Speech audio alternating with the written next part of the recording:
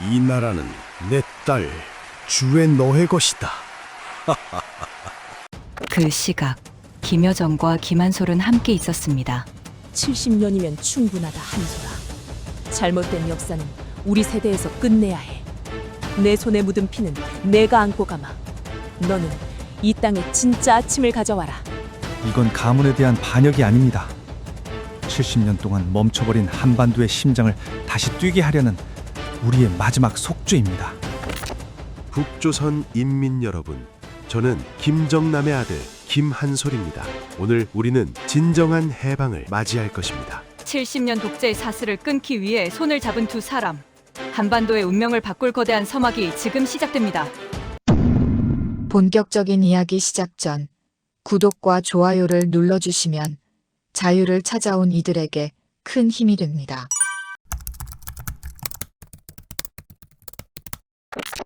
평양의 겨울은 대동강을 집어삼킬 듯 차가운 침묵 속에 있었습니다.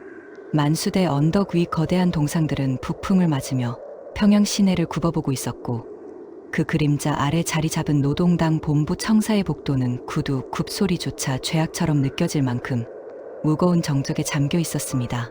김여정은 집무실 창가에 서서 유리창에 하얗게 서린 입김을 멍하니 바라보았습니다. 한때 백두혈통의 문지기이자 오빠의 유일한 신복으로 불리며 북조선의 모든 권력을 설계했던 그녀였지만, 지금 그녀의 손에 든 찻잔은 온기를 잃은 지 오래였습니다. 사건의 시작은 며칠 전 열린 대규모 군사 열병식이었습니다. 광장을 가득 메운 수만 명의 인민들과 외신들의 카메라는 더 이상 김여정을 비추지 않았습니다. 오빠 김정은의 곁을 지키며 중앙 단상에 오른 이는 이제 겨우 13살이 된 조카 김주혜였습니다. 13살. 흔히 사춘기의 입구에 서 있을 나이였지만 주혜는 달랐습니다. 고급스러운 검은 코트에 정갈하게 넘긴 머리, 그리고 군 장성들을 바라보는 그 냉철한 눈빛은 결코 아이의 것이 아니었습니다. 공식 방송에서는 아이를 향해 조선의 샛별 여장군이라는 전무후무한 칭호를 쏟아냈습니다. 그 순간 김여정은 군중들 틈에 섞여 조카의 화려한 등장을 지켜보는 조연으로 전락했습니다.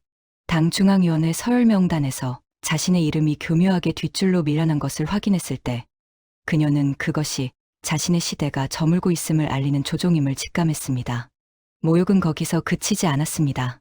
열병식이 끝난 뒤 김정은은 수많은 간부들이 지켜보는 앞에서 김여정을 호출했습니다. 여정아, 주의 코트깃이 좀 흐트러졌구나. 가서 좀 갈무리해 주거라. 오빠의 목소리는 다정했지만 그 안에는 거역할 수 없는 서늘한 명령이 담겨 있었습니다.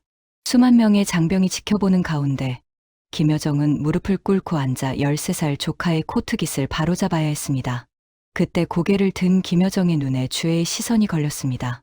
어린아이 특유의 천진난만함 대신 자신을 내려다보는 조카의 눈에는 권력의 맛을 알아버린 자의 기묘한 우월감이 서려 있었습니다.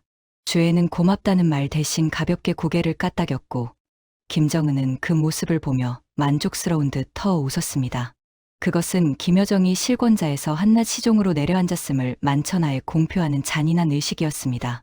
그날 이후 김여정이 지난 몇 년간 공들여 추진해왔던 대외 전략과 선전 업적들은 하나둘씩 김주혜의 영민함이 일구어낸 성과들로 둔갑하기 시작했습니다. 노동신문의 일면은 주혜의 현지 지도 사진들로 도배되었습니다. 나이에 비해 훌륭한 체격과 성숙한 옷차림을 한 주혜가 미사일 발사대 앞에서 장성들과 대등하게 대화를 나누는 사진은 김여정의 심장을 날카롭게 뱄습니다. 거울 속 김여정은 권력의 중심에서 밀려나 초췌해진 여인이었습니다. 오빠에게 그녀는 이제 유통기한이 지난 소모품이었고, 그 빈자리는 이미 완성된 모습으로 자라나고 있는 샛별이 차지하고 있었습니다. 불안은 현실로 다가왔습니다. 김여정의 손발이 되어 움직이던 조직 지도부의 핵심 비서관들이 하나둘씩 보이지 않기 시작했습니다. 그들은 사상적 해이라는 모호한 죄목으로 자리를 빼앗겼고, 일부는 혁명화 교육이라는 명목으로 소리 소문 없이 사라졌습니다. 집무실을 나오면 복도 끝에 서 있는 보위부 요원들의 눈빛조차 달라져 있었습니다. 그것은 충성을 맹세하는 자의 눈빛이 아니라 사냥감의 숨통을 언제 끊을지 가늠하는 포식자의 시선이었습니다. 김여정은 오빠의 지시에 따라 매일 오후 주혜의 홈스쿨링과 사상교육을 참관하게 되었습니다. 13살의 소녀는 복잡한 국제 정세와 군사 통치 이론을 무서울 정도로 빠르게 흡수했습니다. 주혜가 고모, 왜 인민들은 우리가 주는 사랑보다 자유라는 헛된 것을 더 바랄까요? 라고 물을 때 김여정은 등줄기에 소름이 돋는 것을 느꼈습니다. 아이는 이미 괴물의 논리를 완벽하게 내면화하고 있었습니다.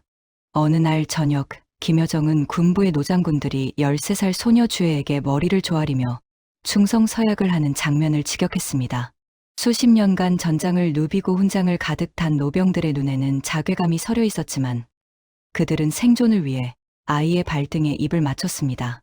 그 기괴한 풍경 속에서 김여정은 체제의 종말을 보았습니다. 이 나라는 미쳐가고 있구나.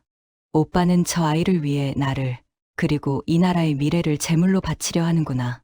모두가 잠든 심야, 김여정은 홀로 집무실 금고를 열었습니다. 그 안에는 김정남이 생전에 남긴 비밀 일기와 해외 연락처가 담긴 수첩이 있었습니다. 그녀는 수첩의 낡은 종이 위를 손가락으로 훑으며 깊은 고뇌에 빠졌습니다. 오빠를 배신한다는 것은 곧 죽음을 의미했습니다. 하지만 가만히 앉아 도살장의 양처럼 끌려갈 수는 없었습니다. 가문의 멸망을 막고 미쳐버린 권력의 대물림을 끊는 유일한 길은 이제 하나뿐이었습니다. 집무실 구석 천장에서 들리는 미세한 도청 장치의 작동 소음이 그녀의 귀에 닿았습니다. 이제 그녀의 숨소리조차 기록되고 있었습니다. 김여정은 소름 끼치는 공포를 억누르며 태연하게 차 한 잔을 마시고는 불을 껐습니다. 어둠 속에서 그녀는 비로소 결단했습니다. 이제 위원장 동지의 여동생 김여정은 죽었습니다. 남은 것은 이 나라를 구하기 위해 오빠의 목에 칼을 겨눌 반역자뿐이었습니다. 그녀는 어둠 속에서 조카 김한솔의 이름을 떠올렸습니다. 유럽 어딘가에서 숨죽여 살고 있을 그 청년이야말로 김정은이 만든 가짜 태양을 끌어내릴 수 있는 유일한 진짜 백두혈통이었습니다. 김여정은 품 안에서 비밀 암호표를 꺼냈습니다. 결코 열려서는 안 될 판도라의 상자였지만 그녀는 이제 그 상자를 열 준비를 마쳤습니다. 그녀의 눈에 비친 평양의 야경은 이제 지켜야 할 조국이 아닌 무너뜨리고 다시 세워야 할 거대한 폐허처럼 보였습니다. 평양의 차가운 침묵을 뒤로하고 김여정의 비밀 신호는 국경을 넘어 머나먼 유럽으로 향했습니다. 이침 왕자의 귀환을 향한 거대한 소용돌이가 비로소 태동하기 시작했습니다. 유럽의 한 고요한 해안 도시, 안개가 낮게 깔린 창밖으로 대서양의 파도가 무겁게 부딪히는 소리만이 들려오는 안전가옥에서 푸른 빛의 전멸이 정적을 깨뜨렸습니다. 책상 위에 놓인 태블릿 PC 화면에는 김여정이 평양에서 보낸 운명을 뒤흔들 짧은 암호문이 떠올라 있었습니다. 김한솔은 그 화면을 물끄러미 바라보며 자신의 손을 내려다보았습니다. 서방에서의 삶은 평온했습니다. 신분을 숨긴 채 이름 없는 청년으로 살아가는 일은 때로 지루했으나 적어도 등 뒤에서 암살자의 칼날을 걱정하지 않아도 되는 자유가 있었습니다.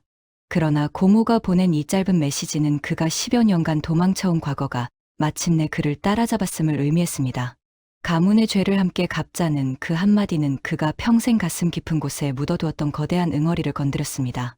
김한솔은 며칠 밤을 뜬 눈으로 지새우며 고뇌했습니다. 아버지를 죽인 체제, 자신을 사지로 몰아넣었던 가문의 일원인 김여정을 과연 믿어도 되는 것일까? 그의 머릿속에서는 격렬한 불신과 민족에 대한 의무감이 쉴 새 없이 충돌했습니다. 특히 평양에서 들려오는 소식들은 그를 더욱 혼란스럽게 만들었습니다.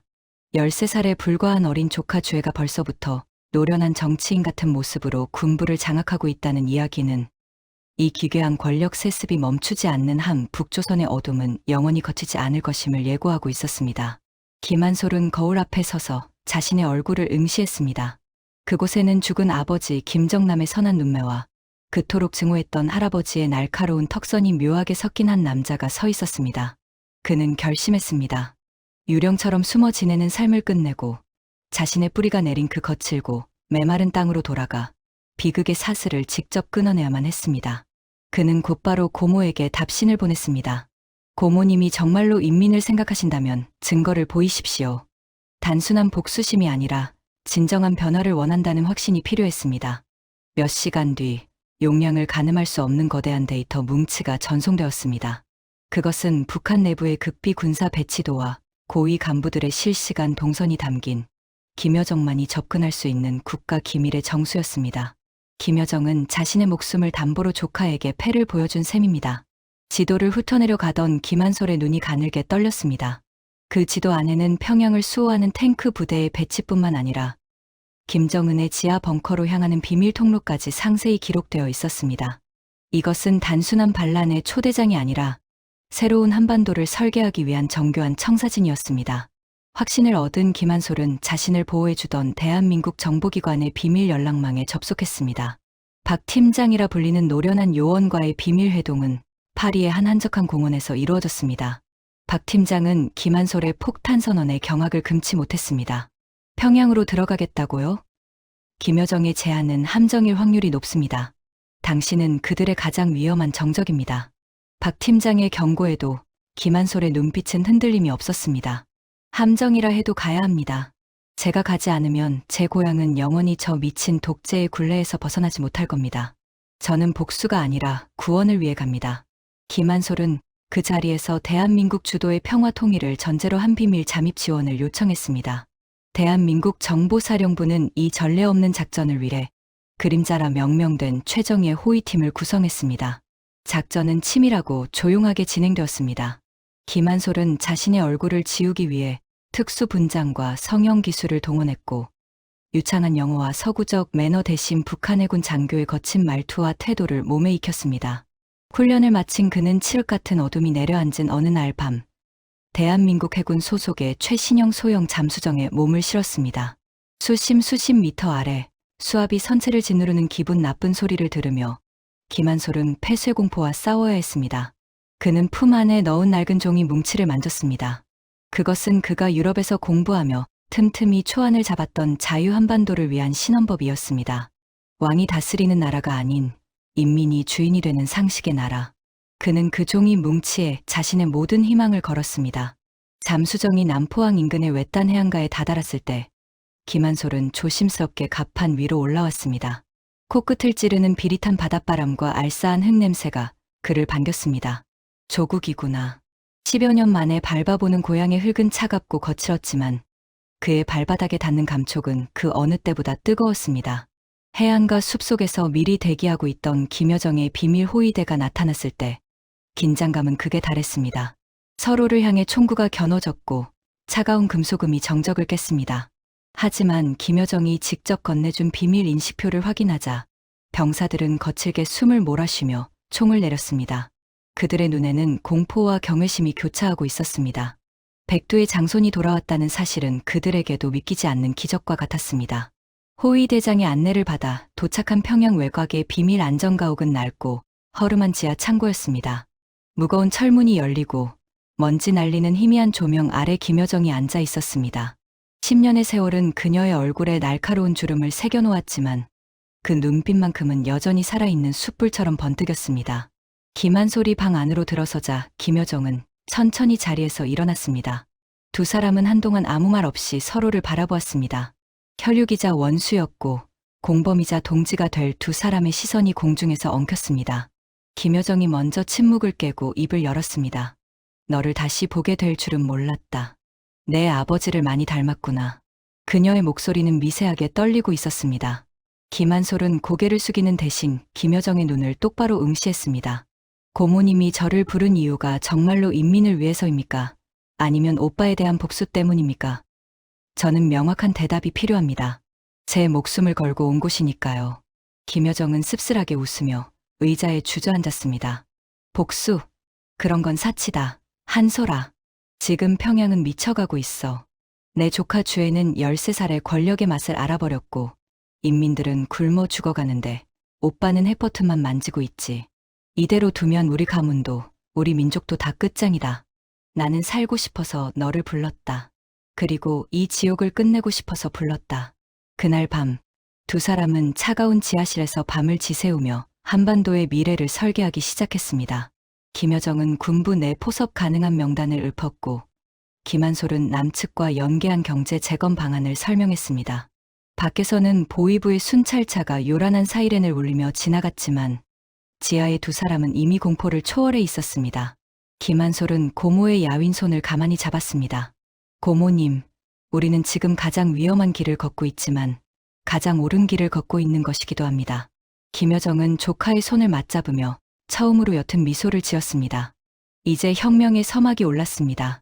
두 사람은 이제 더 이상 숨지 않기로 했습니다. 다음 날부터 그들은 평양의 심장부를 향한 거대한 포위망을 좁혀갈 준비를 마쳤습니다.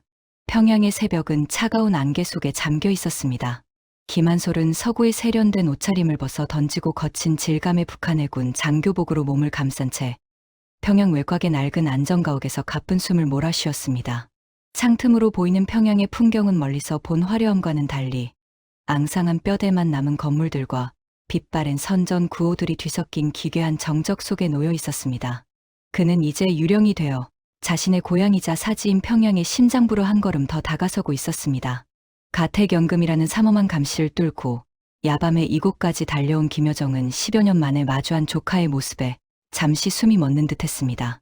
하지만 감격의 포옹 같은 것은 없었습니다. 김한솔은 문이 열림과 동시에 품 안에 숨겨둔 권총을 꺼내 김여정의 이마에 차갑게 갖다 대었습니다. 고모님이 저를 부른 진심을 어떻게 믿으라는 겁니까? 제 아버지를, 당신의 형제를 죽인 그 비정한 손을 말입니다. 한솔의 목소리는 얼음장처럼 차가웠고 총구를 쥔 손은 미세하게 떨리고 있었습니다. 김여정은 피하지 않았습니다. 그녀는 천천히 무릎을 꿇고 눈물을 흘리며 조카의 눈을 똑바로 응시했습니다. 그래, 내가 지은 죄는 죽어서도 씻지 못할 것이다. 하지만 이 가문의 비극이 13살 죄의 손에 피를 묻히는 것으로 이어지게 둘 수는 없다. 나를 죽여서 내 한이 풀린다면 기꺼이 죽겠지만 그 전에 이 나라를 먼저 구하자. 김여정은 허리춤에서 단검을 꺼내 김한솔의 발치에 내려놓으며 자신의 목을 내밀었습니다. 그것은 권력을 향한 야욕을 모두 내려놓고 가문의 죄를 씻고자 하는 처절한 고백이었습니다. 한솔은 천천히 총을 내렸습니다. 그는 고모가 내민 단검 대신 자신이 유럽에서 밤을 새워 작성해온 자유 한반도를 위한 신헌법 초안을 꺼내 보였습니다. 김여정은 종이 위에 적힌 자유, 민주주의, 인권이라는 낯선 단어들을 손가락으로 훑으며 큰 충격을 받았습니다. 그녀가 평생 지키려 했던 수령의 나라가 아닌 인민의 나라에 대한 청사진이 그곳에 담겨 있었기 때문입니다. 두 사람은 차가운 지하실 바닥에 앉아 밤이 새도록 한반도의 새로운 질서에 대해 논쟁하고 다듬었습니다. 거사는 이제 구체적인 행동으로 옮겨졌습니다. 김한솔은 평양 지하에 숨어 지내던 자신의 비밀 정보원들과 접촉하기 시작했습니다. 그들은 폐쇄된 광명망의 허점을 뚫고 평양의 젊은 엘리트들에게 자유의 목소리라는 짧은 영상과 문서들을 살포했습니다. 한편 국가보위성이 김한솔의 잠입김새를 눈치채고 수사망을 좁혀오자 김여정은 기민하게 움직였습니다. 그녀는 보위부의 시선을 엉뚱한 대규모 집단 탈북 사건 조작으로 돌려 수사 인력을 외곽으로 분산시키는 대담한 기만수를 펼쳐 한솔의 안전을 확보했습니다. 정보가 차단된 평양의 간부들 사이에서는 기묘한 소문이 번지기 시작했습니다. 진짜 백두의 장손이 돌아왔다. 태양이 둘이 될 수는 없다는 속삭임이 화장실과 어두운 복도 끝에서 오갔습니다. 김한솔이라는 존재는 그 자체로 김정은의 정통성을 뒤흔드는 강력한 폭탄이었습니다. 김한솔은 안전가옥 주변의 평범한 인민들의 삶을 몰래 관찰하며 자신이 유럽에서 누렸던 풍요가 이곳 사람들에게는 평생 꿈도 꾸지 못할 기적임을 뼈저리게 느꼈습니다. 배고픔에 지쳐 길가에 주저앉은 아이들의 눈망울을 보며 그는 단순히 아버지의 복수를 넘어서 이 땅에 반드시 자유의 빛을 가져와야 한다는 거대하고 무거운 사명감을 온몸으로 받아냈습니다. 이제 군부의 마음을 돌릴 차례였습니다. 김여정과 김한솔은 평양을 수호하는 가장 강력한 무력의 정점, 평양방어사령관을 포섭하기 위한 작전에 돌입했습니다. 늙은 사자라 불리는 그는 수십 년간 체제에 충성해왔지만 최근의 권력 세습과 숙청의 공포에 깊은 자괴감을 느끼고 있다는 첩보를 입수한 터였습니다.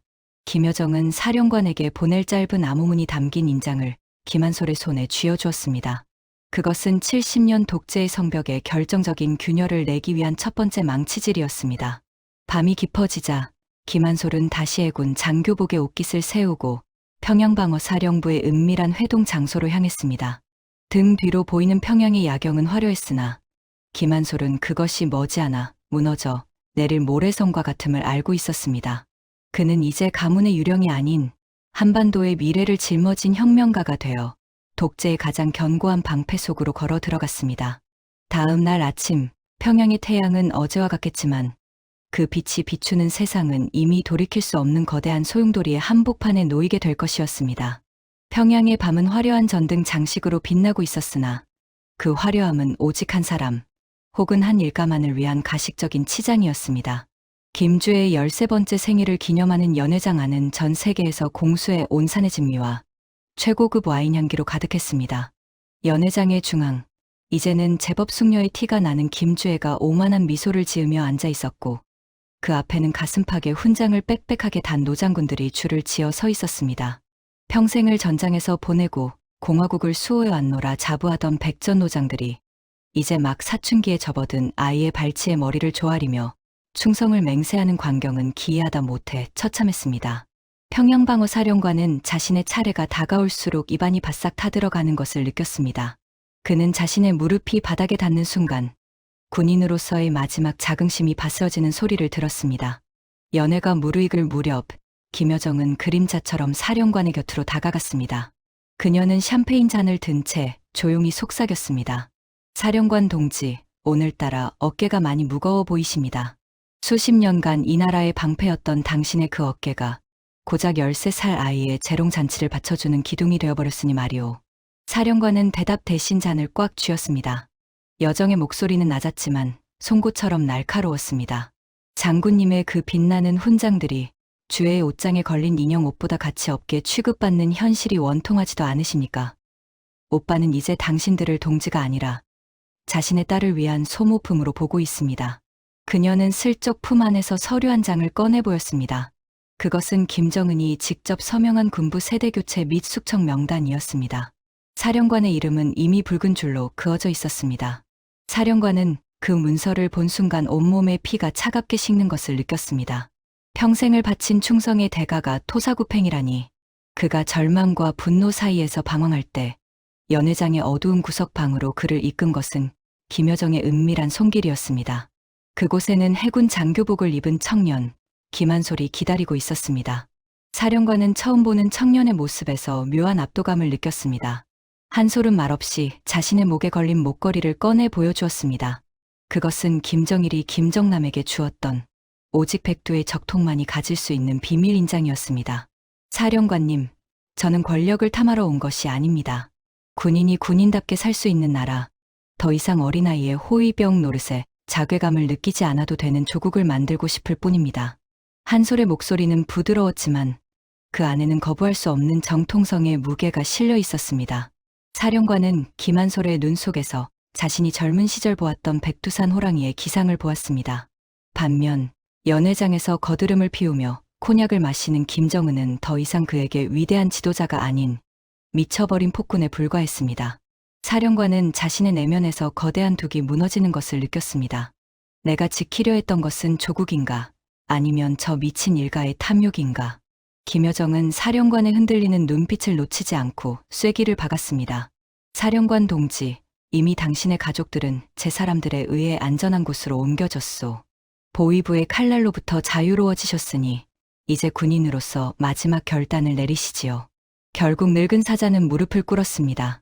그것은 굴복이 아니라 새로운 시대를 향한 서약이었습니다. 사령관은 한솔의 손을 잡으며 눈물을 흘렸습니다. 이 못난 늙은이가 조국을 너무 오래 방치했습니다. 장손 동지, 이 목숨을 바쳐 당신의 길을 열겠습니다. 이 극적인 투항을 기점으로 평양의 무력 중추는 소리 없이 재편되기 시작했습니다. 사령관의 지휘 아래 군부 내 젊은 장교들을 중심으로 비밀 결사체 백두의 봄이 조직되었습니다. 그들은 야간 훈련을 빙자의 통신망을 장악하고 거사 당일 사용될 비상식량과 연료를 은밀히 비축했습니다. 김여정은 주석궁의 금고를 열어 이들의 활동 자금을 지원했고 보위부의 수사 방향을 엉뚱한 곳으로 돌려 이 거대한 음모를 가려주었습니다.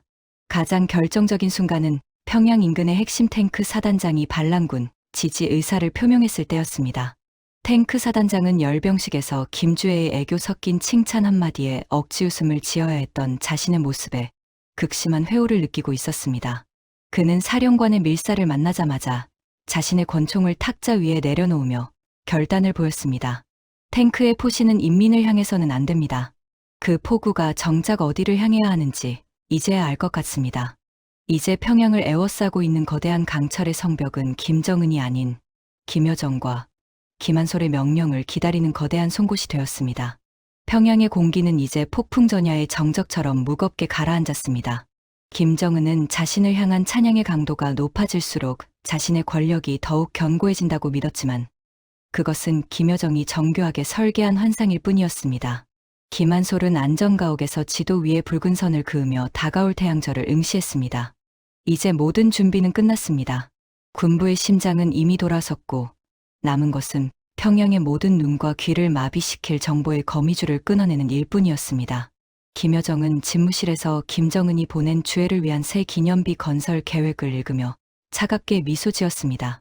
그 기념비는 결코 세워지지 않을 것이었습니다. 이러한 군부의 대대적인 이동과 비밀 결사의 확장은 주석국 내부로 흐르는 보이지 않는 정보망을 타고 김한솔의 해킹 장비로 집결되었습니다. 이제는 물리적인 병력의 배치를 넘어 평양의 모든 디지털 신호를 장악해야 할 시간이 다가오고 있었습니다. 김한솔은 자신의 노트북 화면을 가득 채운 보위부의 보안 코드를 응시하며 다음 작전인 거미줄의 균열을 준비했습니다. 평양의 거리는 고요했으나 그 지하에서는 이미 독재의 성벽을 무너뜨릴 거대한 진동이 시작되고 있었습니다. 군부라는 거대한 기둥에 균열을 낸 김여정과 김한솔의 다음 전장은 보이지 않는 선들의 제국, 바로 정보망이었습니다. 평양의 밤은 겉으로 보기에 고요했으나 그 어둠 속에서는 70년 동안 인민들의 눈과 귀를 가려운 거대한 장막을 찢어내려는 치열한 공작이 소리 없이 전개되고 있었습니다. 지하 안가의 좁은 방, 김한솔이 가져온 소형 위성 통신 장비에서 뿜어져 나오는 푸른 빛은 마치 어둠을 가르는 서광처럼 두 사람의 얼굴을 비추었습니다. 김한솔의 손가락이 자판 위를 빠르게 움직일 때마다 북한 보위부의 철옹성 같던 도청 시스템과 감시망이 하나둘씩 무력화되었습니다. 단순히 방어벽을 뚫는 것을 넘어 이제는 그들의 눈을 우리가 빌려 쓰는 단계에 이른 것이었습니다.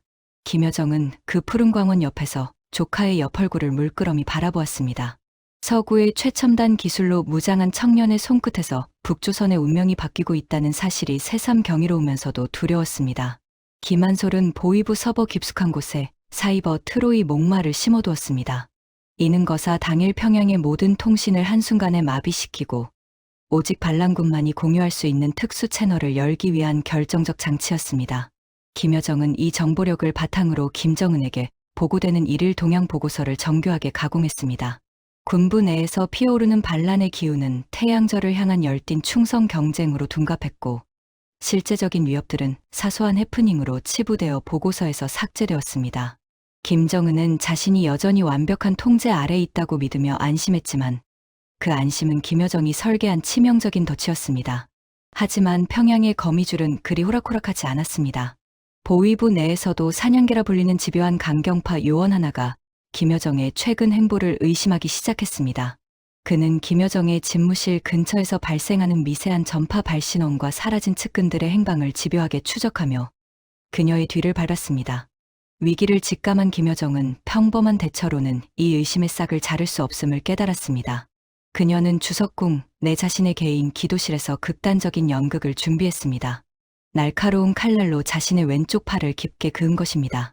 붉은 피가 바닥을 적실 때쯤 그녀는 비명을 지르며 비서들을 불렀습니다. 남조선에서 보낸 간첩이 침입했다. 나를 죽이려 한다. 응급 처치를 받으며 창백한 얼굴로 나타난 김여정을 본 김정은은 큰 충격에 빠졌습니다. 김여정은 눈물을 흘리며 오빠에게 매달렸습니다. 오빠, 보위부가 무능해서 내 방까지 자객이 들어왔습니다. 이제 누구를 믿어야 한단 말입니까? 이 자의 연극은 완벽하게 통했습니다. 김정은은 자신의 유일한 핏줄이 공격받았다는 사실에 경노했고 오히려 김여정을 의심하던 요원들을 간첩을 놓친 무능한 자들로 몰아 숙청해버렸습니다. 김여정은 이 사건을 계기로 김정은으로부터 특별수사권까지 부여받으며 합법적으로 반대파를 제거할 수 있는 칼자루를 쥐게 되었습니다. 그 사이 김한솔은 평양의 미래를 흔들 또 다른 씨앗을 뿌리고 있었습니다. 평양의 엘리트들이 모인 김일성 종합대학 기숙사와 청년 장교들의 사택에 진실이 담긴 USB들이 비밀리에 유통되었습니다. 그 안에는 김정은 일가의 호화 생활을 폭로하는 영상과 함께 남한의 평범한 시민들이 누리는 자유로운 일상이 담겨 있었습니다.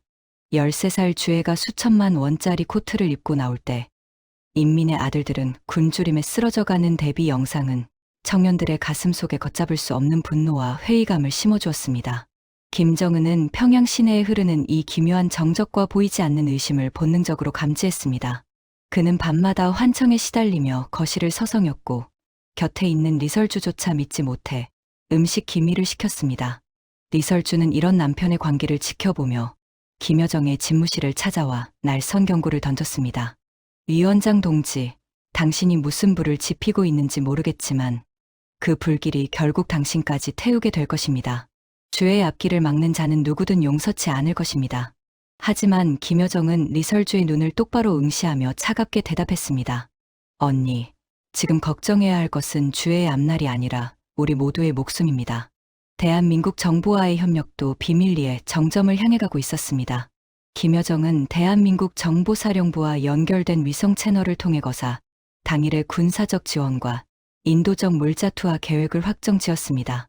남측은 거사가 성공하는 순간 한반도 전체의 평화의 등불을 밝히겠다는 강력한 의지를 전해왔습니다. 이제 모든 퍼즐 조각이 맞춰지고 있었습니다. 마지막 걸림돌은 여전히 김정은의 옆을 지키는 보위부장이었습니다.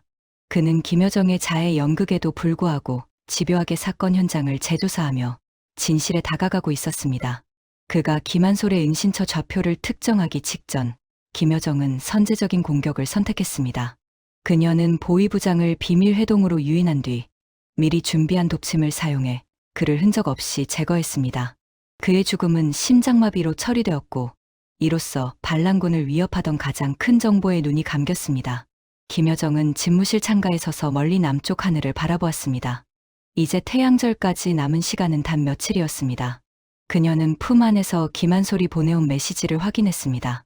내일 태양을 가리겠습니다. 이제 보이지 않는 전쟁은 끝났고 평양의 심장을 직접 겨누는 거대한 폭풍의 시간이 다가오고 있었습니다. 김정은은 자신이 죽인 보위부장의 빈자리를 김여정에게 맡기며 그녀를 더욱 의지하기 시작했지만 그것은 자신이 죽을 자리를 직접 파는 행위와 다름없었습니다. 70년 독재의 성벽에 생긴 균열은 이제 거대한 틈새가 되어 무너질 준비를 마쳤습니다. 보위부장의 돌연사라는 충격적인 소식은 평양의 차가운 새벽을 더욱 얼어붙게 만들었습니다. 공식적인 사인은 심장마비였으나 주석궁의 은밀한 복도마다 소리 없는 수군거림이 독버섯처럼 피어올랐습니다. 김여정은 이 혼란을 놓치지 않았습니다. 그녀는 보위부장의 죽음을 남조선 간첩에 의한 테러로 규정하며 평양 전역에 비상계엄에 준하는 특별 경계령을 선포했습니다. 오빠 김정은의 눈앞에서 그녀는 피 묻은 보위부장의 소지품을 내보이며 오열 섞인 연기를 펼쳤습니다. 오빠, 이제 정말 우리 곁엔 아무도 없습니다. 보위부마저 뚫렸는데 누가 우리 가문을 지키겠습니까? 공포에 질린 김정은은 떨리는 손으로 김여정에게 모든 수사권과 군 정보 통제권을 위임하는 정권 서류에 서명했습니다. 그것은 독재자가 자신의 목을 칠 칼을 스스로 건네준 순간이었습니다. 권력을 쥐자마자 김여정의 역숙청이 시작되었습니다. 그녀는 간첩 색출이라는 명목하에 김정은에게 가장 충성스럽고 유능했던 강경파 장령들과 보위부, 핵심 요원들을 차례로 연행했습니다. 평소 김여정의 급부상을 경계하던 이들이 가장 먼저 형장의 이슬로 사라졌거나 아오지 탄광으로 압송되었습니다. 그들의 빈자리에는 김여정이 포섭한 백두의 봄 결사대원들이 소리 없이 채워졌습니다. 평양의 권력 지도는 불과 며칠 만에 송두리째 뒤바뀌었습니다.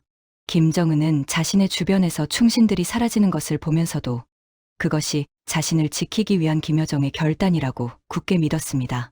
그는 이제 김여정이 건네는 차가 아니면 마시지 않았고 그녀가 확인한 보고서가 아니면 읽지 않았습니다.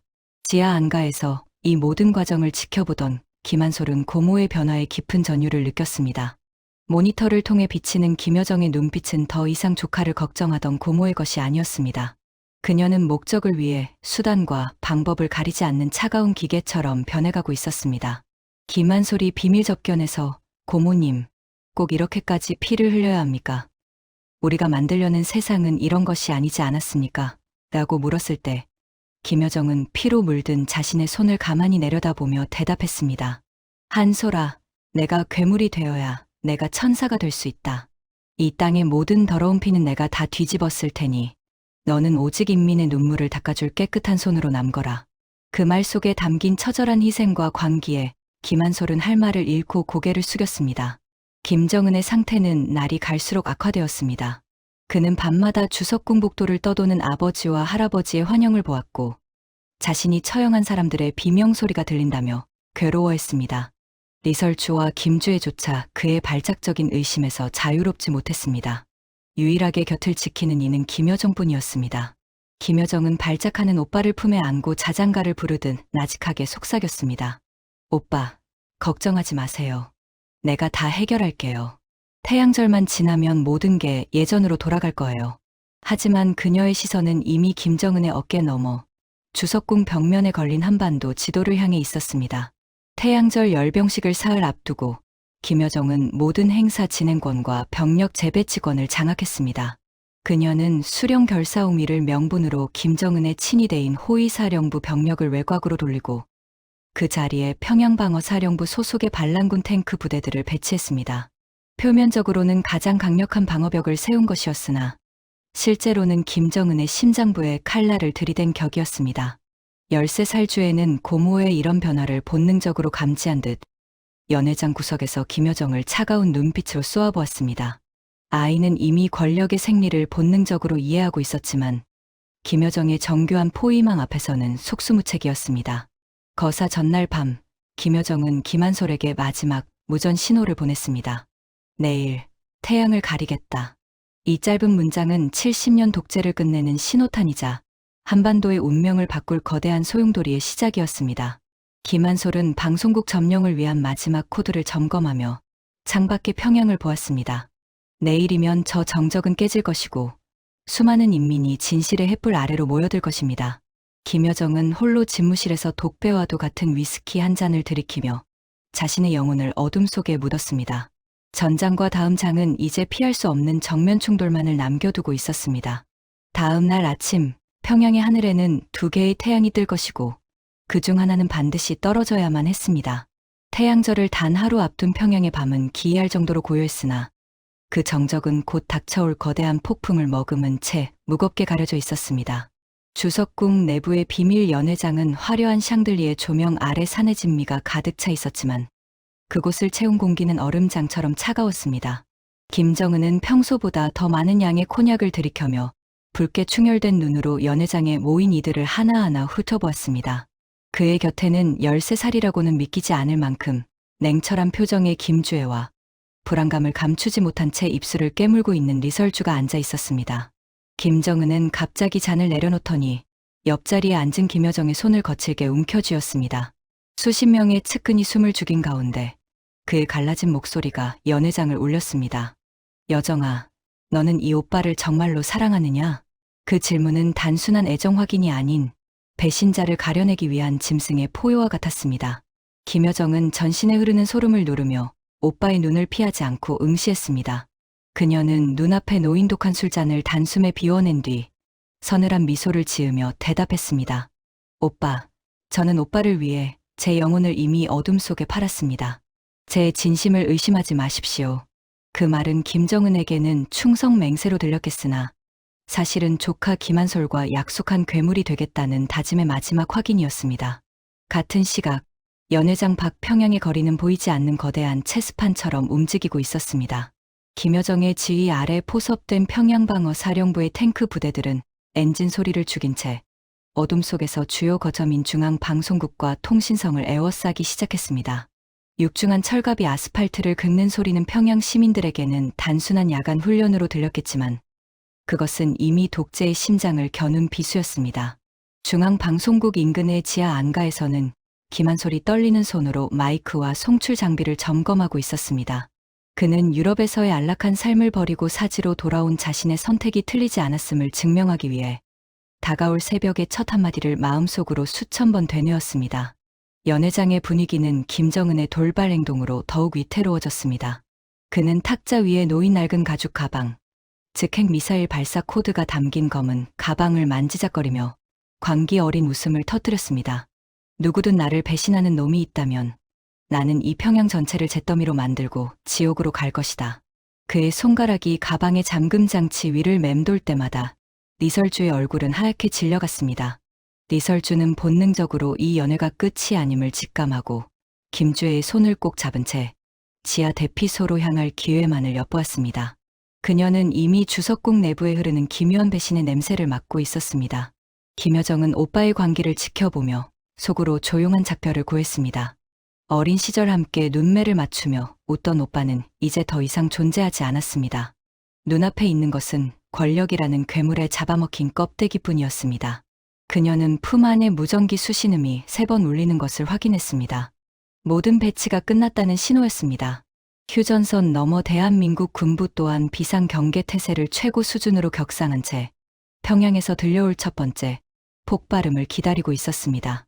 자정을 알리는 시계 종소리가 연회장에 울려 퍼지는 순간 김여정은 김정은을 향해 마지막으로 잔을 들어 올렸습니다. 오빠, 이제 정말 태양이 질 시간입니다. 그 말이 끝남과 동시에 평양의 모든 전력이 일시에 차단되었습니다.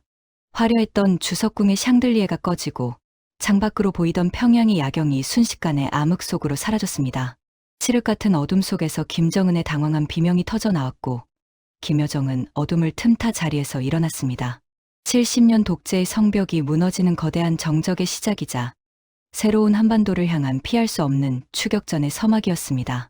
어둠이 주석궁을 집어삼킨 순간 정적은 짧았고 비명은 길었습니다. 전기가 끊긴 연회장은 거대한 무덤처럼 변했고 창밖으로 보이던 평양의 야경은 마치 누군가 잉크를 뿌린 듯 순식간에 지워졌습니다. 김정은은 어둠 속에서 거칠게 숨을 몰아쉬며 옆에 놓인 핵 가방의 손잡이를 필사적으로 움켜쥐었습니다. 보위부, 호위사령부 어디 있어? 그의 포효는 공허하게 울려 퍼졌지만 돌아오는 것은 혼란에 빠진 측근들의 우왕좌왕하는 발소리뿐이었습니다. 그 혼란을 틈타 김여정은 미리 준비해둔 야간 투시경을 쓰고 소리 없이 연회장을 빠져나왔습니다.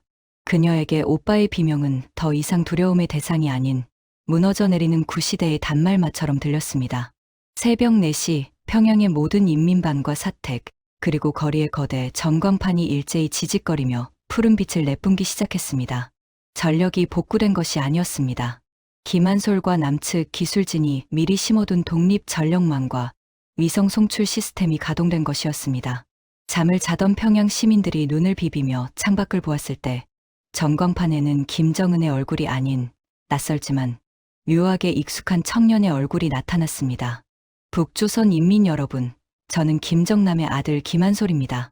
그의 목소리는 평양의 차가운 새벽 공기를 찢고 집집마다 울려 퍼졌습니다. 지금 여러분의 눈앞에 있는 태양은 가짜입니다. 그는 여러분의 고열을 짜내어 자신의 욕망을 채웠고 이제는 제 동생과 같은 아이들에게 피해 왕관을 물려주려 하고 있습니다. 더 이상 공포에 떨지 마십시오. 군대는 이미 인민의 편으로 돌아섰습니다. 오늘 우리는 진정한 해방을 맞이할 것입니다. 방송이 시작됨과 동시에 주석궁 정문은 거대한 폭음과 함께 화염에 휩싸였습니다. 평양방어사령부 소속의 탱크 부대들이 포신을 낮추고 주석궁 내부로 진입하기 시작했습니다. 호위사령부의 최정예 병사들이 필사적으로 저항했지만 이미 마음이 돌아선 병사들은 총구를 내리거나 반란군에 합류했습니다. 김여정은 정예 요원들을 이끌고 주석궁의 복잡한 지하 통로를 역으로 거슬러 올라갔습니다. 그녀의 손에는 오빠가 그토록 믿었던 보위부의 마스터키가 들려 있었습니다. 김정은은 리설주와 주애를 이끌고 지하 벙커인 철봉산 비밀 집무실로 향했습니다. 그는 계단을 내려가면서도 계속해서 핵 가방에 비밀번호를 입력하려 했지만 단말기에는 접속 거부라는 차가운 문구만 반복해서 떴습니다. 김한솔이 심어둔 바이러스가 이미 북한의 모든 전략 자산 통제권을 마비시킨 상태였습니다. 이럴 리가 없어. 내가 수령이다. 내가 이 나라의 신이란 말이다. 김정은의 광기는 극에 달했습니다. 주애는 겁에 질려 울먹이는 대신 자신을 쫓아오는 군화 소리를 들으며 입술을 꽉 깨물었습니다. 13살 소녀의 눈에는 공포보다 더 깊은 배신감이 서려 있었습니다. 평양시가 지는 거대한 소용돌이에 휘말렸습니다. 김여정 지지군과 여전히 김정은에게 충성하는 일부 보위부 잔당들 사이에서 격렬한 시가전이 벌어졌습니다. 하지만 인민들은 더 이상 숨지 않았습니다. 방송을 통해 김한솔의 얼굴을 본 시민들은 거리로 쏟아져 나와 반란군 탱크를 향해 한반도기를 흔들거나 독재자의 초상화를 벽에서 떼어내기 시작했습니다. 김한솔은 방송국 옥상에서 이 광경을 지켜보며 눈물을 흘렸습니다. 인민 여러분, 총을 버리십시오. 서로를 안으십시오. 피 흘리는 혁명은 이제 끝내야 합니다. 그의 호소는 확성기를 타고 전선을 따라 퍼져나갔고, 이는 저항하던 충성파 군인들의 전의를 상실케 하는 결정적인 무기가 되었습니다. 김여정은 마침내 지하 벙커의 육중한 철문 앞에 도달했습니다. 그녀는 잠시 멈춰서서 문 너머에서 들려오는 오빠의 거친 숨소리를 들었습니다. 수십 년간 자신을 짓눌러온 그 숨소리가 이제는 애처롭게 느껴졌습니다. 그녀는 폭약을 설치하는 대원들에게 수신호를 보냈습니다. 오빠, 이제 당신의 왕국은 끝났어. 당신이 만든 그 튼튼한 벙커가 이제 당신의 무덤이 될 거야. 그녀의 목소리는 무전기를 타고 벙커 내부 스피커로 흘러 들어갔습니다. 김정은은 비명을 지르며 문을 향해 권총을 발사했지만 강철문은 미동도 하지 않았습니다. 그 순간 벙커 내부의 비상전력마저 꺼지고 비상용 붉은 조명만이 전멸하기 시작했습니다. 산소가 부족해지는 벙커 안에서 김정은은 바닥을 구르며 핵버튼에 집착했습니다. 그는 마지막 수단으로 남쪽의 주요 도시들을 겨냥한 단거리 미사일 발사를 수동으로 시도하려 했습니다. 시스템은 무력화되었지만 아날로그 방식의 물리적 발사 장치는 여전히 그의 손끝에 닿아 있었습니다. 김여정은 벙커의 설계도를 떠올리며 그가 최후의 발악을 할 통로를 차단하기 위해 벙커의 환기구를 폭파하라고 명령했습니다. 추격전은 지하 수백 미터 아래에서 치열하게 전개되었습니다. 김여정은 연기 속에서 방독면을 쓴 채 오빠를 향해 한 걸음씩 다가갔습니다. 그녀의 눈앞에는 이제 더 이상 위대한 수령도 사랑했던 오빠도 없었습니다. 오직 처단해야 할 과거의 망령만이 비틀거리며 도망치고 있었습니다. 김정은은 막다른 길에 다다랐음을 직감하고 주애의 손을 거칠게 잡아 끌었습니다. 주애야, 너만은 살아서 이 아빠의 복수를 해야 한다. 하지만 주애는 아버지의 손을 뿌리쳤습니다. 아이는 차가운 눈빛으로 아버지를 바라보며 말했습니다. 아빠, 이제 그만하세요. 고모 말이 맞아요. 우린 이미 졌어요. 김여정은 벙커의 마지막 방 앞에 섰습니다. 그녀는 권총의 안전장치를 풀며 거칠게 문을 걷어찼습니다. 연기와 붉은 조명 속에서 김정은과 김여정, 그리고 13살 주애의 시선이 공중에서 얽혔습니다. 70년 독재의 마침표를 찍을 최후의 대면이었습니다. 김정은의 손가락은 여전히 수동 발사 스위치 위에 놓여 있었고, 김여정의 총구는 그의 심장을 겨누고 있었습니다. 이제 평양의 새벽은 가고 한반도의 운명을 결정지을 가장 긴 아침이 밝아오고 있었습니다. 모든 정보의 거미줄은 끊겼고 남은 것은 피와 살이 섞인 가족들의 잔인한 결말뿐이었습니다. 철봉산 지하 벙커의 공기는 이미 인간이 숨쉬기에 적합한 성질의 것이 아니었습니다. 환기구가 폭파되면서 유입된 매캐한 화약 연기와 타버린 전기 회로의 역한 냄새가 좁은 복도를 가득 채웠고, 비상용 붉은 조명은 마치 꺼져가는 독재의 생명줄처럼 위태롭게 전멸하고 있었습니다. 김정은은 수동 발사 레버를 움켜쥔 채 미친 듯이 소리를 질렀습니다. 하지만 그가 그토록 맹신했던 절대 병기는 침묵했습니다. 기만 소리 심어둔 바이러스는 이미 시스템의 중추를 마비시켰고 발사 장치는 고철 덩어리에 불과했습니다. 이럴 리가 없어. 내가 수령이다. 내가 이 나라의 신이란 말이다. 그의 비명은 좁은 콘크리트 벽에 부딪혀 공허하게 되돌아왔습니다.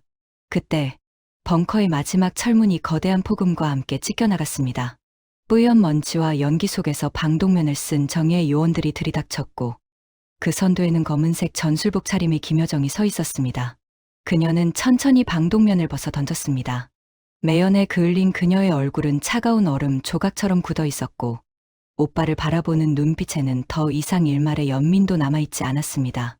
김정은은 비틀거리며 권총을 뽑아 여정을 향해 겨눴습니다. 오지 마. 한 발짝만 더 오면 쏴버리겠다. 이 배신자년. 그의 손은 눈에 띄게 떨리고 있었고 총구는 갈피를 잡지 못한 채 흔들렸습니다. 여정은 멈추지 않았습니다. 그녀는 오히려 총구를 향해 가슴을 내밀며 한 걸음씩 다가갔습니다. 그 압도적인 기계에 눌린 김정은은 뒷걸음질 치다 벽에 부딪혔습니다. 쏴봐. 쏠 수 있으면 쏴봐, 오빠. 여정의 목소리는 낮고 낮았지만 벙커 안의 모든 소음을 잠재울 만큼 날카로웠습니다. 김정은이 방아쇠를 당기려는 찰나 여정의 손이 번개처럼 움직였습니다. 그녀는 오빠의 손목을 천의 총을 떨어뜨리게 한 뒤 남은 한 손으로 김정은의 뺨을 강하게 후려쳤습니다. 고요한 벙커 안에 찰싹하는 타격음이 울려 퍼졌습니다. 정신 차려, 김정은. 당신은 이제 신도, 수령도 아니야. 그저 자기 인민을 죽이려 했던 비겁한 범죄자일 뿐이야. 김정은은 바닥에 주저앉았습니다. 그는 자신의 뺨을 어루만지며 넋이 나간 듯 여정을 바라보았습니다. 평생 누구에게도 맞아본 적 없는 그에게 그 충격은 육체적인 고뇌보다 더 큰 정신적 파멸로 다가왔습니다. 그는 구석에서 이 모든 광경을 지켜보고 있던 주애를 향해 손을 뻗었습니다. 주애야, 아빠 좀 도와다오. 전현이 미쳤어. 하지만 13살 소녀는 아버지의 손을 잡지 않았습니다. 주애는 차가운 눈물만 흘리며 무너져 내리는 아버지를 낯선 이방인 보듯 바라보았습니다. 아이의 눈에는 이미 거대한 가문의 신화가 산산조각 난 뒤에 허망함만이 서려 있었습니다. 요원들이 김정은의 팔을 거칠게 잡아 일으켜 세웠습니다. 그의 손목에 차가운 금속 수갑이 채워지는 순간 70년 넘게 한반도, 북쪽을 지배해온 공포의 상징은 비참하게 종말을 고했습니다. 여정은 오빠의 가슴에 달린 붉은 배지를 손으로 뜯어내어 바닥에 던졌습니다. 가자. 인민들이 당신을 기다리고 있어. 그녀는 명령했고 요원들은 비틀거리는 독재자를 끌고 지하의 어둠을 빠져나와 지상으로 향했습니다. 벙커 밖 평양의 아침은 눈부시게 밝아오고 있었습니다. 밤새 이어진 시가전의 흔적으로 거리는 곳곳이 그을려 있었지만 공기만큼은 그 어느 때보다 맑았습니다. 김여정은 김정은을 만수대 의사당 앞 광장으로 끌고 나갔습니다. 그곳에는 이미 수만 명의 인민들이 운집해 있었습니다. 탱크와 장갑차들이 광장을 에워싸고 있었지만 포시는 더 이상 인민을 향해 있지 않았습니다. 광장의 거대 전광판에는 김한솔의 얼굴이 다시 나타났고 그는 승리를 선언했습니다. 김정은이 단상 위에 세워지자 광장은 순식간에 기묘한 정적에 휩싸였습니다. 수십 년간 신처럼 숭배했던 남자가 죄수복을 입고 수갑을 찬 채 끌려 나온 모습은 인민들에게 형용할 수 없는 충격이었습니다. 하지만 그 정적은 오래가지 않았습니다. 광장 한쪽에서 누군가 소리를 질렀습니다. 살인자, 내 아들을 살려내라. 그 외침은 불씨가 되어 광장 전체로 번졌습니다. 내 아버지를 어디로 보냈냐? 우리를 굶긴 대가를 치러라. 인민들의 분노는 거대한 파도가 되어 단상을 집어삼킬 듯 몰려왔습니다. 김여정은 마이크를 잡고 군중을 진정시켰습니다. 그리고 무릎을 꿇고 있는 김정은의 등 뒤로 다가갔습니다. 김정은, 저분들을 봐. 당신이 죽였다고 생각했던, 당신이 발았다고 생각했던 인민들이야. 이제 그들 앞에서 당신의 죄를 고해. 여정의 압박에 김정은은 고개를 숙였습니다. 그는 자신을 향해 쏟아지는 수만 개의 증오, 어린 시선을 감당할 수 없었습니다. 요원들이 그의 무릎 뒤편을 걷어차자 그는 수만 명의 인민들 앞에서 비참하게 무릎을 꿇었습니다. 태양이라 칭송받던 남자가 땅바닥에 머리를 처박은 순간 평양의 역사는 완전히 뒤바뀌었습니다. 단상 옆에는 며칠 전 정치범 수용소에서 풀려난 생존자들이 서 있었습니다. 뼈만 남은 앙상한 몸으로 누더기를 걸친 그들은 자신들을 지옥으로 보냈던 독재자의 추락을 지켜보며 소리 없는 눈물을 흘렸습니다. 김여정은 그들 중 가장 나이 많은 노인에게 다가가 김정은의 가슴에서 떼어낸 공화국 영웅 훈장을 건넸습니다. 노인은 떨리는 손으로 그 금속 조각을 받아 쥐고는 바닥에 침을 뱉었습니다. 그것은 한 시대를 풍미했던 가짜 영광에 대한 가장 처절한 심판이었습니다. 이때 중앙방송국에서 작전을 지휘하던 김한솔이 광장의 모습을 드러냈습니다. 그는 수수한 셔츠 차림으로 인민들 사이를 걸어 단상 위로 올라왔습니다. 그는 무릎 꿇은 삼촌을 멸시하는 대신 광장에 모인 인민들을 향해 두 팔을 벌렸습니다. 인민 여러분, 이제 공포의 시대는 끝났습니다. 우리는 오늘 우리의 손으로 독재자를 심판했고 우리의 힘으로 자유를 쟁취했습니다. 저는 오늘 이 자리에서 약속합니다. 북조선의 모든 핵무기를 폐기하고 대한민국과 평화로운 통합의 길로 나아가겠습니다. 더 이상 우리는 서로를 향해 총을 겨누지 않을 것입니다. 한솔의 연설이 끝나자 광장은 떠나갈 듯한 환호성으로 가득 찼습니다. 인민들은 서로를 껴안으며 울고 웃었습니다. 김여정은 그 광경을 보며 비로소 권총을 홀스터에 집어넣었습니다. 그녀의 눈에는 승리의 기쁨보다 더 깊은 슬픔과 안도가 교차하고 있었습니다. 그녀는 수갑을 찬 채 바닥만 바라보고 있는 오빠를 뒤로하고 단상을 내려왔습니다. 이제 그녀의 소임은 여기까지였습니다. 독재를 무너뜨리기 위해 스스로 괴물이 되었던 그녀는 이제 그 괴물의 껍질을 벗고 평범한 인간으로 돌아가야 할 시간을 예감했습니다. 김정은은 요원들에 의해 호송차로 끌려갔습니다. 그는 이제 주석궁이 아닌 자신이 만든 가장 악명 높은 감옥으로 향하게 될 것이었습니다. 그의 체포와 함께 70년 세습 독재의 성벽은 완전히 무너져 내렸습니다. 평양의 하늘 위로는 남과 북이 함께 약속했던 평화의 비둘기를 상징하는 수천 개의 풍선이 날아올랐습니다. 이제 남은 것은 상처 입은 대지를 치유하고 끊어졌던 혈맥을 다시 잇는 일이었습니다. 한반도의 진정한 봄은 그렇게 독재자의 비참한 퇴장과 함께 평양 광장에서 시작되고 있었습니다. 평양 광장에 울려 퍼졌던 수만 명의 함성과 통곡 소리가 잦아든 뒤 한반도에는 생전 처음 마주하는 기묘하고도 평온한 정적이 찾아왔습니다. 하지만 그것은 죽음의 침묵이 아니라 수십 년간 얼어붙었던 땅이 녹으며 내뿜는 생명의 순결이었습니다. 만수대 의사당 집무실 창가에 선 김여정은 거리의 풍경을 물끄러미 내려다보았습니다. 광장 한복판에서 서로를 껴안고 울던 인민들은 이제 남쪽에서 보내온 구호 물자를 실은 트럭들을 도우며 새로운 내일을 준비하고 있었습니다. 그녀는 자신의 가슴을 짓누르던 무거운 족쇄가 비로소 풀렸음을 실감하며 책상 위에 놓인 한 장의 종이를 집어들었습니다.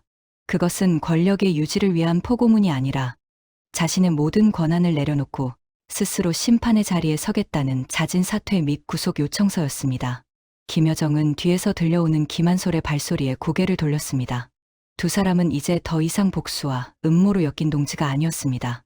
그들은 무너진 조국을 다시 세우기 위해 손을 잡은 가족이자 한 시대를 끝낸 역사의 증인이었습니다. 김한솔은 수수한 셔츠 차림으로 다가와 고모의 어깨를 가만히 짚었습니다. 고모님, 이제 우리가 할 수 있는 마지막 소임이 남았습니다. 여정은 옅은 미소를 지으며 고개를 끄덕였습니다. 그 소임이란 권력을 쟁취하는 것이 아니라 인민들에게 주인으로서의 자리를 온전히 돌려주는 일이었습니다. 그날 오후 휴전선 부근 비무장지대에서는 인류 역사상 가장 감격적인 장면이 연출되었습니다. 남과 북의 공병대가 나란히 서서 70여 년간 한반도의 허리를 옥죄어온 녹슨 철조망을 가위로 잘라냈습니다. 가시 돋친 펜스가 바닥으로 힘없이 주저앉을 때 현장을 지켜보던 병사들은 누가 먼저랄 것도 없이 서로의 어깨를 껴안고 오열했습니다. 수고했소, 형제여. 라는 북측 장교의 말에 남측 부사관은 떨리는 손으로 소주 한 잔을 건넸습니다. 그 소박한 나눔은 수조원의 핵무기보다 훨씬 더 강력한 평화의 상징이었습니다. 철조망이 사라진 자리에는 남과 북의 청년들이 함께 심은 진달래와 개나리가 봄바람에 휘날리기 시작했습니다. 철길 위에서도 기적이 일어났습니다. 서울역에서 출발한 평화 열차는 임진강 철교를 건너 개성을 지나 마침내 평양역 승강장에 진입했습니다. 열차의 문이 열리자 남측의 의료진과 행정 전문가들, 그리고 헤어진 가족을 찾으려는 실향민들이 쏟아져 나왔습니다. 평양 시민들은 낯선 형제들을 향해 손을 흔들며 환호했고, 역 광장에서는 남북의 예술단이 어우러져 아리랑을 합창했습니다. 김한솔은 이 광경을 지켜보며 대한민국 대통령과 함께 역사적인 한반도 평화협정에 서명했습니다. 그것은 두 개의 국가가 아닌 하나의 민족으로서 영원히 전쟁을 끝내겠다는 전 세계를 향한 선포였습니다. 가장 먼저 이루어진 조치는 정치범 수용소의 완전한 해체와 생존자들에 대한 보상이었습니다. 14호, 15호 관리소의 정문이 완전히 부서지고 그 안에서 유령처럼 살아남은 이들이 햇빛 아래로 걸어 나올 때 평양은 다시 한번 눈물바다가 되었습니다. 김여정은 그들 앞에 직접 무릎을 꿇었습니다. 그녀는 자신이 독재 체제의 핵심으로서 방관하고 가담했던 모든 죄를 고백하며 인민의 법정에서 기꺼이 처벌을 받겠다고 선언했습니다. 인민들은 처음에는 분노했으나 스스로 모든 것을 내려놓고 진실을 밝히는 그녀의 모습에서 진정한 화해의 가능성을 보았습니다. 혁명 정부는 김여정의 공로를 인정하면서도 그녀의 과오를 잊지 않기 위해 그녀를 과도기 정부의 자문역으로 임명하되 정치적 권한은 완전히 박탈하는 결단을 내렸습니다. 독재자 김정은의 말로는 비참했으나 상징적이었습니다. 그는 화려한 주석궁 대신 자신이 망가뜨린 땅을 직접 복구하는 유배지로 보내졌습니다. 그는 평범한 노동복을 입고 하루 8시간 동안 나무를 심고 땅을 일구는 강제 노역을 수행하며 남은 생을 보내게 되었습니다. 그는 가끔 남쪽에서 보내온 신문을 읽으며 자신이 그토록 두려워했던 자유가 어떻게 인민들을 행복하게 만드는지를 지켜보았습니다. 반면 그의 딸 주애는 아버지의 죄와 경비되었습니다. 김여정과 남측 정부의 배려로 주애는 이름을 바꾸고 남한의 한 평범한 중학교로 전학을 갔습니다. 아이는 이제 샛별 장군이 아닌 친구들과 떡볶이를 먹으며 아이돌 가수의 노래를 흥얼거리는 평범한 13살 소녀로 돌아갔습니다. 그것이 이 잔혹한 가문의 비극을 끊어내는 가장 인간적인 복수였습니다. 몇 달 뒤 김여정과 김한솔은 해칠 무렵의 DMZ 평화공원을 함께 걸었습니다. 지뢰가 모두 제거된 그 땅에는 이제 평화로운 산책로가 조성되어 있었습니다. 고모님, 정말 긴 겨울이었습니다. 한솔이 나직하게 말했습니다. 여정은 지평선 너머로 저무는 해를 바라보며 대답했습니다. 그래. 하지만 이제야 비로소 밤을 걱정하지 않고 잠들 수 있겠구나. 한솔아, 우리가 한 일이 정말 옳았을까? 인민들의 상처가 너무 깊지는 않을까? 한솔은 멀리서 들려오는 아이들의 웃음소리와 들판을 가로지르는 열차의 경적 소리를 가리키며 미소 지었습니다. 고모님, 저 웃음소리가 들리신다면 그것이 정답입니다. 우리가 흘린 피와 눈물은 저 아이들의 웃음을 위한 걸음이었을 뿐입니다. 두 사람은 함께 가던 길을 멈추고 북쪽을 바라보았습니다. 백두산 천지 위로는 남과 북의 색이 조화롭게 섞인 새로운 한반도의 깃발이 힘차게 휘날리고 있었습니다. 그 깃발은 더 이상 특정 개인을 찬양하지 않았습니다. 그것은 오직 이 땅의 주인인 인민과 그들이 누려야 할 영원한 자유와 평화를 상징하고 있었습니다. 70년의 증오를 이겨내고 만개한 한반도의 봄은 이제 거스를 수 없는 거대한 강물이 되어 유라시아 대륙을 향해 굽이치기 시작했습니다. 서울과 평양의 밤하늘에 동시에 불꽃이 터지며 자막 이제 비로소 우리들의 이야기가 시작됩니다와 함께 화면은 서서히 암전됩니다. 70년 독재의 성벽을 허물고 진정한 자유를 찾은 한반도의 대서사시는 그렇게 평화로운 희망의 여운을 남기며 대단원의 막을 내립니다.